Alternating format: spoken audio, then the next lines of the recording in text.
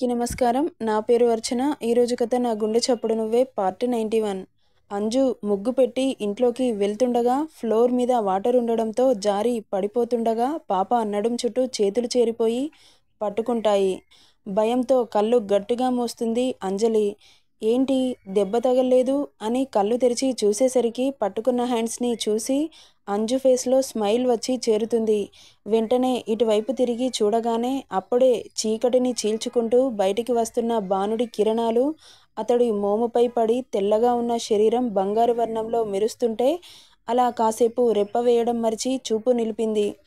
ఇక్కడ బాబు పరిస్థితి కూడా అలాగే ఉంది. ఎదురుగా పాపని చూసి ఎక్కడ ఉన్నా ఏ సిచ్యువేషన్లో ఉన్నా పాలరాతి శిల్పంలా మెరిసిపోతూ ఉంటుంది పాప. హర్ష ముందుగా తేరుకొని అతడి చేతిలో ఉన్న నడుముని ఇంకాస్త దగ్గరికి అదుముకొని నడుం గట్టిగా ఒక నొక్కు నొక్కగానే నొప్పికి అమ్మా అంటుంది. ఆ అరుపు బయటికి రాకముందే పాపం బాబు ముద్దు పెట్టి 24 గంటలు అవుతుండడంతో ఇక సెకండ్ కూడా లేట్ చేయకుండా ఎర్రగా దొండ పండులా ఉన్న పెదవులని లాక్ చేస్తాడు. పాప అతన్ని చూసిన షాక్లోనే ఏం జరుగుతుందో అర్థం కాక అయోమయంగా బ్రెయిన్ ఒక్కసారిగా స్ట్రక్ అయ్యి కళ్ళు పెద్దవి చేసి చూస్తుందే కానీ పాప నుండి ఎలాంటి రియాక్షన్ లేదు. బాబు ఆమెలోని ఎనర్జీ బూస్టర్ని తీసుకొని పెదవులను మాత్రమే వదిలిపెడతాడు. అటుగా వెళ్తున్న వాళ్ళు వీళ్ళని చూసి నోటి మీద వేలేసుకొని ఏంటి ఈ ఘోరం, ఏం జరుగుతోంది అని ఆశ్చర్యపోతారు. అంజు బేబీ తేరుకొని పతి రాకతో గట్టిగా హత్తుకుంటుంది. ఆమెను దూరంగా తోసేస్తాడు బాబు. అతడి నుండి అలాంటి రియాక్షన్ ఎక్స్పెక్ట్ చేయని పాప షాక్ అయ్యి చూస్తూ ఉంటుంది.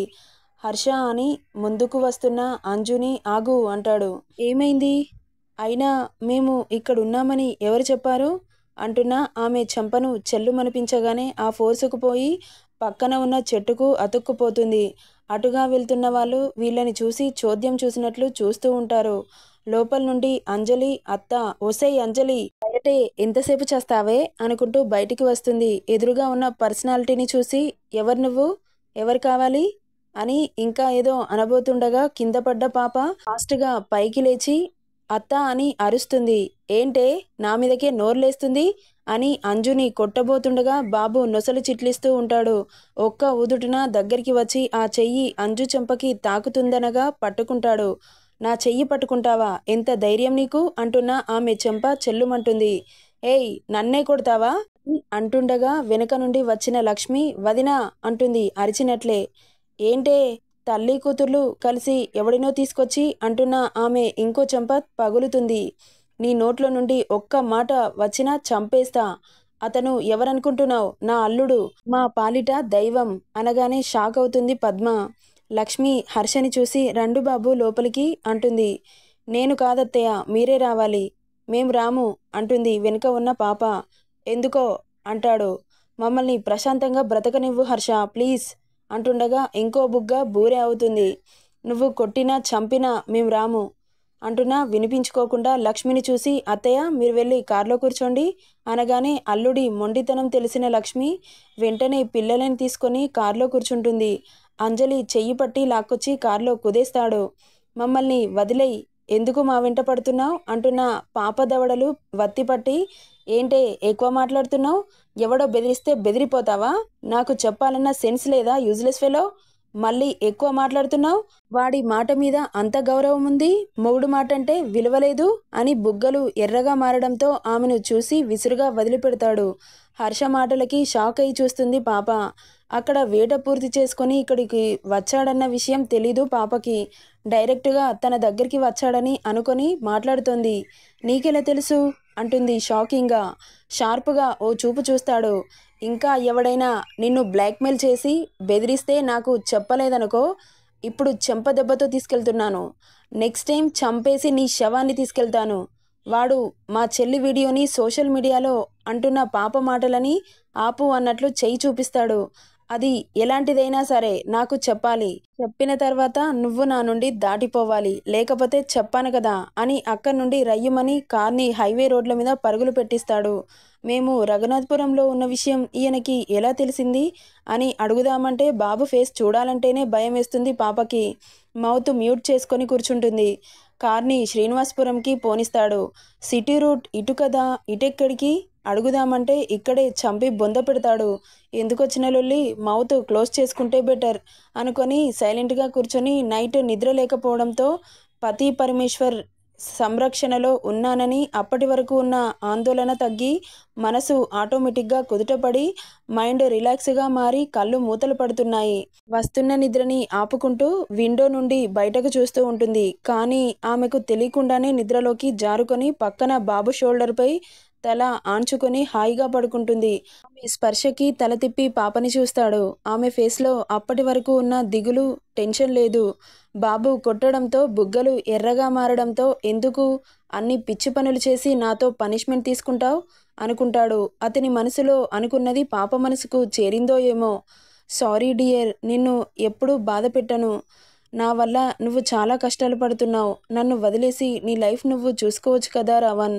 ఎందుకు ఈ పిచ్చిదాని గురించి ఆరాటపడతావు అంటున్న అంజలి మాటలకి కోపం వస్తుంటే పాప మంచి స్లీపీ మోడ్లో ఉందని తన కోపాన్ని అణుచుకుంటున్నాడు.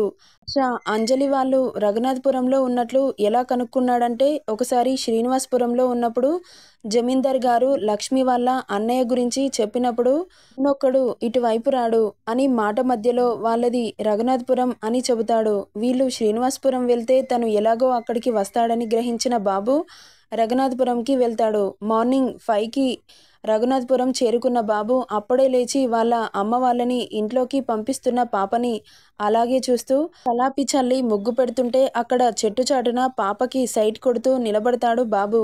అంతలో ముగ్గు వేయడం పూర్తి కాగానే ఇంట్లోకి వెళ్తున్న అంజలి పడిపోతుండగా టక్కున వచ్చి పట్టుకుంటాడు. అది జరిగింది. అంతలో శ్రీనివాసపురం రావడంతో కారు ఆపుతాడు. లక్ష్మి వాళ్ళని ఇంకో కారులో హైదరాబాద్కి పంపిస్తాడు. అంజుని తీసుకొని శ్రీనివాసపురం వస్తాడు. జమీందార్ ఇంటి ముందు కారు ఆపి పాపని చూస్తాడు. పాప మంచి డీప్ స్లీప్లో ఉండగా సీట్ని వెనుకకు బెండ్ చేసి తనని సీట్లో పడుకోబెట్టి ఊరిస్తున్న లిప్స్ని చూసి నవ్వుకుంటూ ఫోర్హెడ్పై కిస్ చేసి డోర్ ఓపెన్ చేసి ఫుల్ యాటిట్యూడ్తో షర్టుకున్న గాగుల్స్ తీసి కళ్ళకు పెట్టుకుంటూ స్టైల్గా నడుచుకుంటూ ఇంట్లోకి వెళ్తాడు. అతడిని చూసిన జమీందార్ గారు, నమస్కారం హర్షబాబు, రండి రండి, ఇప్పుడే వస్తున్నారా, కూర్చోండి బాబు అని అతడి కోసం చైర్ వేయడంతో కూర్చొని ఎలా ఉన్నారు బాబు, మా అంజమ్మ లక్ష్మి వాళ్ళు ఎలా ఉన్నారు అడుగుతాడు. బావున్నారు మావయ్య. అంజమ్మకి కడుపులో కత్తిపోటు పడిందని తెలిసి చాలా బాధేసింది బాబు. ఇప్పుడు ఎలా ఉంది, తగ్గిందా?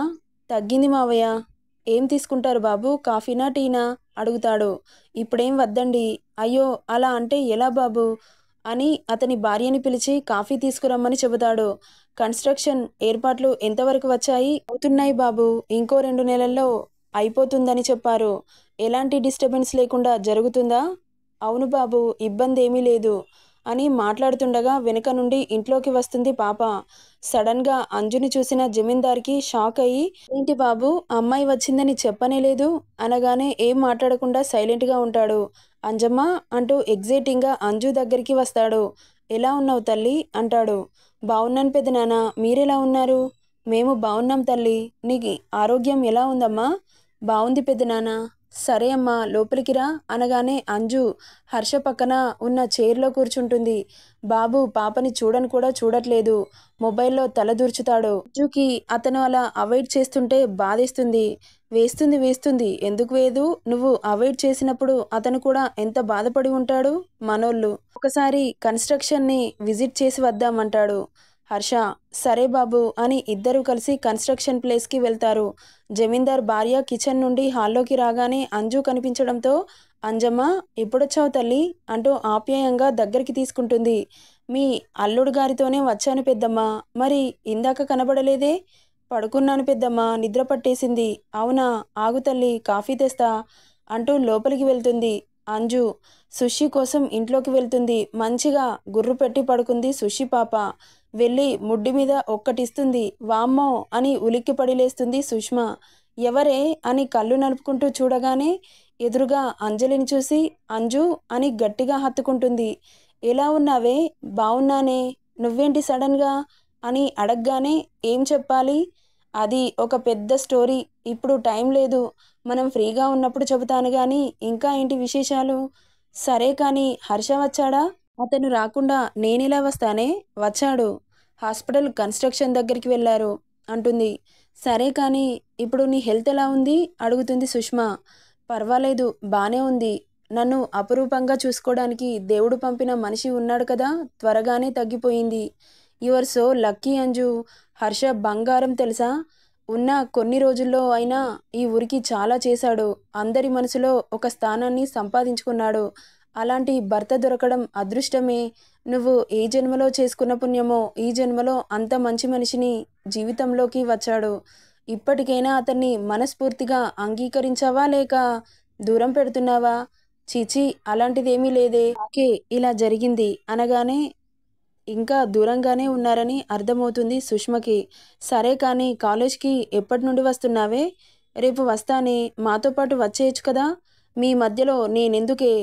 నేను రేపు వస్తాను. ఒకవేళ నేను వస్తానన్నా మీ ఆయనగారు తీసుకెళ్ళొద్దు అనగానే చిన్నగా నవ్వుకుంటారు.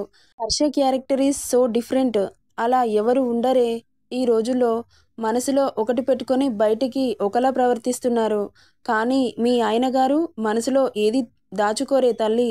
ఫేస్ టు ఫేస్ అనేస్తారు. అంత ఫ్రాంక్గా ఉండడం ఎవరికీ సాధ్యం కాదు తెలుసా అని పతి పరమేశ్వరుణ్ణి పొగుడుతుంటే మనసుకి హాయిగా అనిపిస్తుంది సతీదేవికి. ఈ గురించి ఎంత చెబుతున్నా ఇంకా ఇంకా వినాలనిపిస్తుందే కానీ బోర్ కొట్టట్లేదు. అంతలో రాజు రావడంతో అంజమ్మ ఎప్పుడొచ్చావురా అడుగుతాడు. ఇంతకు ముందే వచ్చామన్నయ్య. బావగారు ఎలా ఉన్నారు? బావున్నారన్నయ్య. ఆయన కూడా వచ్చారు. పెద్దనాన్నతో కలిసి బయటకు వెళ్ళారు.